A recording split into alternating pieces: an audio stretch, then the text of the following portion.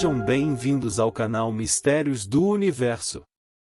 A história de hoje é o advogado que foi abduzido. Espero que gostem da história. Conheça a história do advogado que disse ter sido abduzido por ETs no litoral de SP há 65 anos. Relatos e outros documentos sobre o episódio estão no acervo sobre OVNIs do Arquivo Nacional. Há 65 anos, o advogado e professor João de Freitas Guimarães saía de Santos em direção a São Sebastião, no litoral de São Paulo, para viver uma história que contaria por décadas. Apesar do encontro com extraterrestres nunca ter sido comprovado, documentos e relatos escritos fazem parte do acervo sobre OVNIs do Arquivo Nacional, órgão vinculado ao Ministério da Justiça. João, professor do curso de Direito da Faculdade Católica de Direito de Santos, viajou a São Sebastião em 16 de junho de 1956, a trabalho, mas chegou tarde e precisou adiar os compromissos para o dia seguinte. Ele decidiu se hospedar em um hotel e, depois do jantar, caminhar pela praia antes de dormir. No entanto, entre 19h10 e 19h15, ele olhou para o mar e viu um enorme jato d'água. Segundos depois, surgiu um equipamento que ele nunca havia visto na vida, que emergiu do mar e seguiu em sua direção. O professor ficou paralisado de medo, até que o equipamento pousou à sua frente. Conforme relatado por ele em documentos históricos, o objeto voador era cheio de esferas, e logo saíram dois homens de dentro de uma porta. Os homens, segundo João, eram altos, claros, louros, tinham olhos claros e serenos. Eles usavam uma espécie de macacão verde.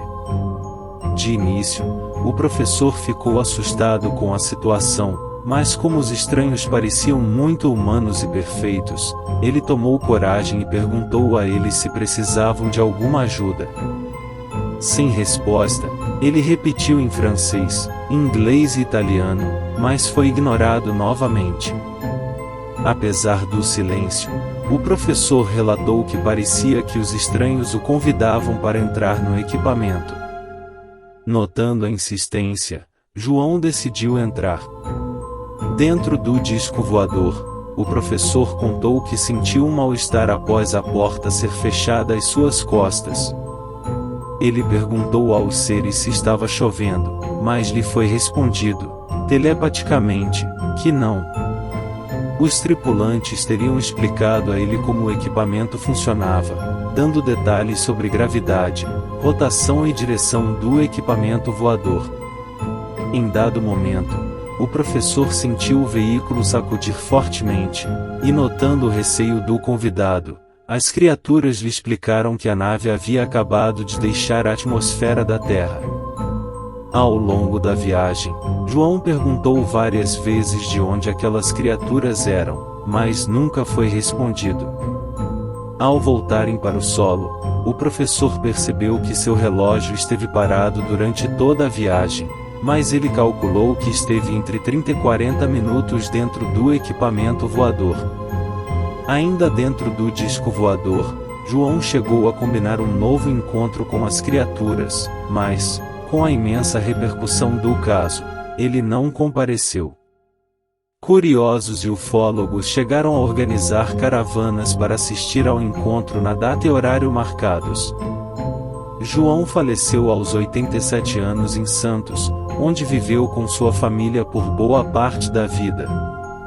Ele falava português, latim, italiano, espanhol, francês, inglês, alemão, russo, grego e esperanto e chegou a ser juiz-presidente de Junta de Conciliação e Julgamento da Justiça Trabalhista de Santos.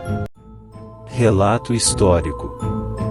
Os documentos e relatos de João de Freitas Guimarães sobre o encontro com seres extraterrestres foi publicada originalmente no Boletim Especial da Sociedade Brasileira de Estudos de Disco Voadores, SED, na edição de 1975.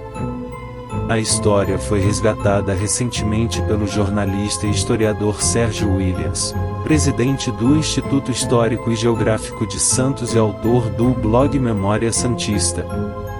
Para Williams, sem entrar no mérito sobre a veracidade do encontro, a história teve um grande peso na época, por ter vindo de um advogado que era muito respeitado na cidade.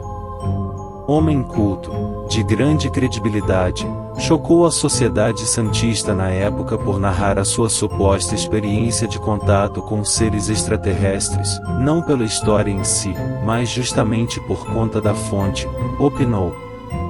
Ninguém podia supor que um professor de direito, respeitadíssimo, seria o protagonista confesso de uma história deste quilate. Para o jornalista, o episódio teve, historicamente, o mesmo peso que outros casos notórios no Brasil, como o do ET de Varginha ou a Noite dos OVNIs de 1986. Até hoje é uma das maiores referências sobre o assunto nas rodas de ufólogos e simpatizantes do tema. Tabu na família. Ao G1, por telefone, uma das filhas do professor e advogado, Maria Regina Guimarães, revelou que o assunto se tornou um tabu em sua família, devido ao assédio da mídia nacional sobre ele após a revelação das primeiras entrevistas.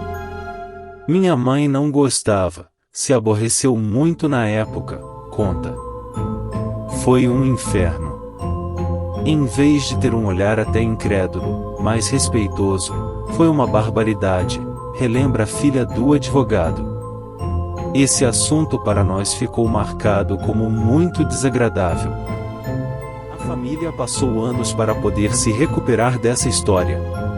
E até hoje parece que isso não vai ter um fim. Pois o fato parece ser verídico. E você? Gostou dessa história? Deixe seu gostei e se inscreva no canal. E até logo. Tchau.